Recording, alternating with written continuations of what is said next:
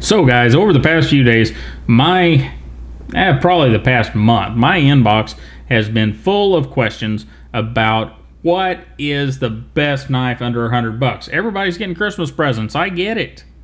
And every time I got one of those till just a few days ago, I said Civivi. And it's just this thing. You can't beat Civivis at that price. You've got the $68 ones, you've got the $42 ones, and the quality and fit and finish on those knives just pretty much blow anything else at those price points out of the water. There are a handful of knives from Best Tech that are somewhat close, and really I think that's really about it. Because whenever you're talking about general Christmas presents, you don't want to be going way off brand or to unrecognizable things. So you have those. You have the artisan cutlery, which is coming up and around. I just don't see enough artisan cutlery at the major dealers yet. Hopefully that's going to change. It is changing.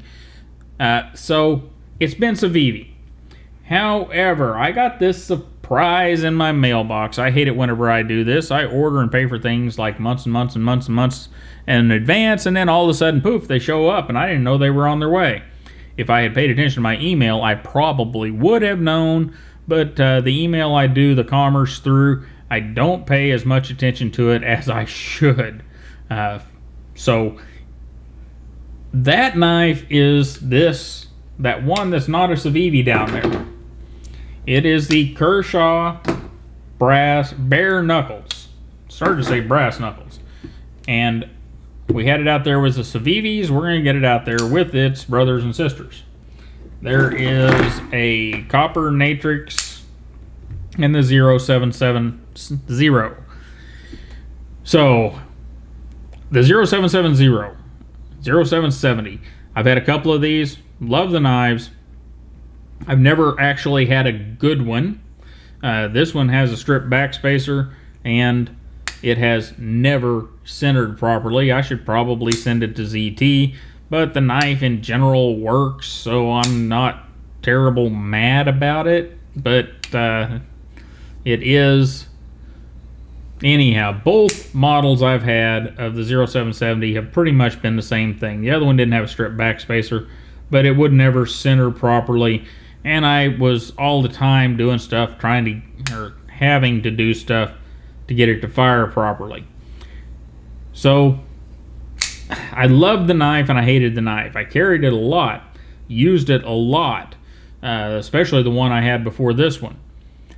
But I kind of gave in on it because of the little issues.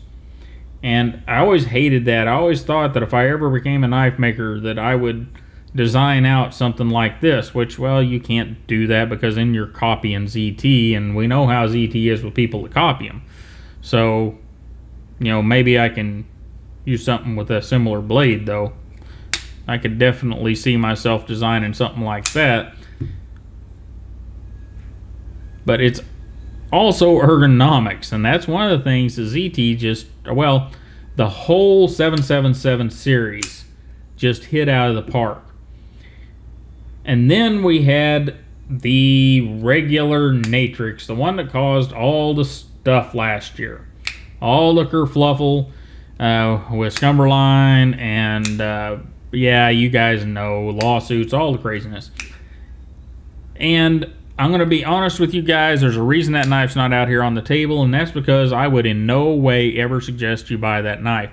I've handled 3 or 4 of them. Every one of them I've touched has felt way cheaper than what they actually are, and that bothered me. It bothered me because I understand Kershaw going and saying, let's make a knife that's cheaper so that we can get it out to the masses. But I don't like it whenever they go so cheap that the knife doesn't feel good. Now, that's just me and my opinion. You may find that knife to be freaking awesome, and if you do, good for you. And then we got this little guy.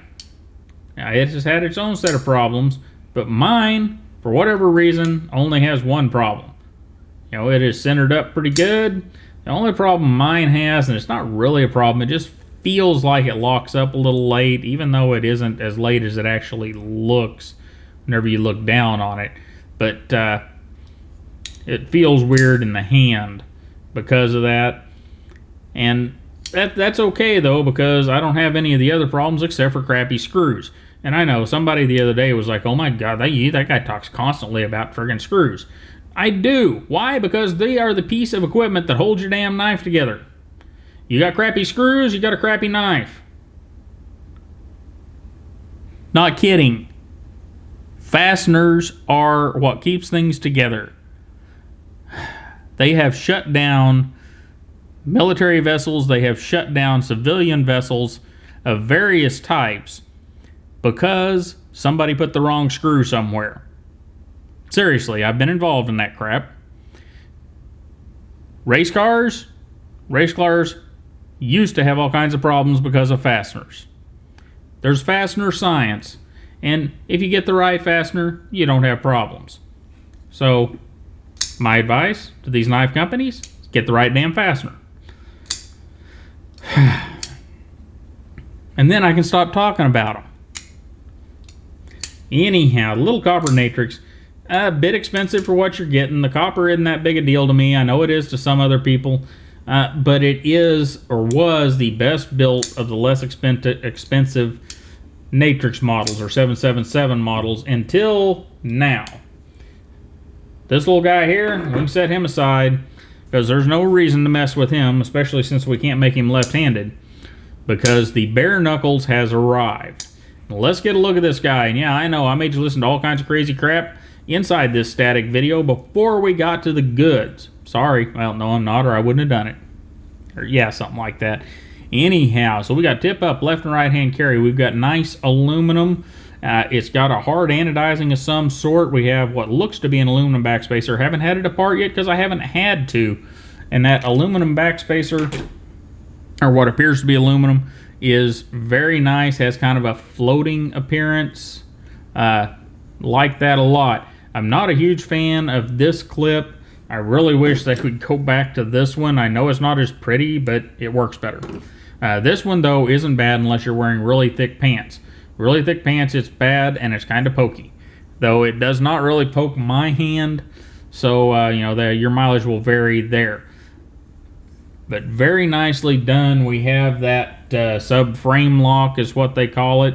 It's just another way to do a kind of a liner lock, frame lock type thing. It's really more of a liner lock. But anyhow, looks nice. Everything looks nice. We got a nice pivot with a nice Torx right in the middle of it. We have good hardware throughout. It's US hardware. That doesn't mean you can't get good Chinese hardware. That just means that whenever you get the low budget Chinese hardware, just like whenever you get the low budget US hardware, you get junk. But US Kershaw, they always have the better hardware. It's a hardened hardware with good recesses for the Torx. So, everything is aces, right? Well, you know, yeah, pretty much is. There's going to be some people complain, because I will tell you, if you get your fingers right there at all, it does slow down the action. Or lets me get off that, and as Stazo was talking about, makes it a little hard to flip. But I've learned to, for the most part, not get into that. But what we get is that classic 777 series blade shape. Got nice swedging, nice Kershaw stone wash on that 14C28N. Now, people are going, $70 for 14C28N? Well, you just gave $70 for a Civivi and VG10, and this is better steel in my opinion. My opinion. So, there you go. Make up your mind there on what you want. I like this steel because it strops good, holds an edge pretty good, and it's really easy to sharpen comparative to most of the super steels. So I don't know what else to say except just give you a really good look. Kershaw has done a good job. We're at a 3.5 inch, I believe. We can get this moose back over here. 3.5 inch and 3.4 ounces. No complaints whatsoever with the knife. They could have, the detent is stiff, which is good. But it's also this deal where if you let your fingers roll there and you get just a little bit too much finger on that lock bar, it gets really hard to get it open. So I don't want them to change it, but some people may be calling for a softer detent. I want them to leave it just like it is. If I misfire it, I'll just fire it again, and it'll break in. Other people are going to lament the 14C28N. Heck with them. Don't care what you think. The 14C28N is fine. And I've already been told by people that are for sure in the know that there will be super steel versions of this knife rather quickly. So be looking for that. Now, one thing, what would Zell change? You guys always ask that, and here is the answer on this one. Kershaw's release, marketing, and production scheduling. That's what I would change. Because otherwise, they ain't really screwed anything up. Nothing at all. And while I'm fussing, we'll stick it here in the pocket and see what it looks like. But whenever you release a knife announce a knife in January, and I can't buy it till December, you've screwed up. You have screwed up bad. And I don't know who they have doing that stuff. Who's taking care of it? See, it looks pretty good in the pocket. A little hard to get in there to begin with, but if it's like the little copper one, that pocket clip will break in, or I'll bend it out just a little bit. It may need to be lifted just a tad because it is pretty tight. See if that fixed it. Yeah, there we go. Still got good retention. But whoever is allowing those things to happen in your marketing department needs to be fired because they do not know their job. They have failed. Because this knife, if you were going to release it in December, we should have heard about it maybe at Blade Show West. And if we were going to hear about it at Blade Show West, maybe you should have had 15 or 20 of them there to sell. But we shouldn't have heard about it in January and waited 12 months. And yeah, I know you're going to tell me it wasn't 12 months, but you don't get that extra 3 or 4 weeks. It was a freaking year, guys. And whoever in your marketing department is doing that, fire them. Because it is costing you sales every year. Get yourself somebody who understands how to set up a release without a show. Someone who understands how and to time these things. Give me a call. I'll help you out. I'm not going to work for you, but I'll help you out. And find somebody that knows it, though, and knows how to do these things, because your way you're doing things for the past 3 or 4 years or more is just, it's hurting you and pissing off your customer. And making people like me, who is actually really excited about the bare knuckles and the possibilities of this knife, forget completely about it till it shows up in my dang mailbox. How did that happen, Kershaw? I should have never been able to forget about this knife, but I did. Anyhow, enough fussing about their sales and marketing department. We all know they're screwed up and they need some help. And don't blame it on the people. Somebody over there, the people in the department, somebody over there is not putting forth enough effort or doesn't understand, and they need some assistance. So guys, this is the bare knuckles.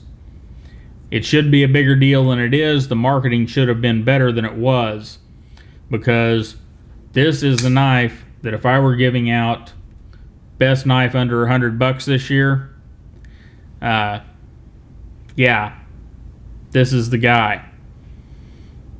Lockup's good, handle's awesome. Not going to do any major measurements or anything on it. I've got a medium-large hand, fits in there. We've got a 3.5-inch blade, a great action.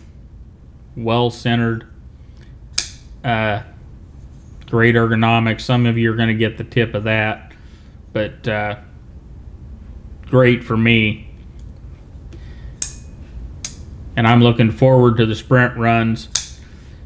You guys have a great day. I'm not going to take this any further because I'm just going to get more and more upset about their marketing mess-ups. And there's no need for that. You guys have a wonderful day. Don't forget to like, share, and subscribe. Hopefully I'll be seeing you on a live video soon. And I'll see you next time.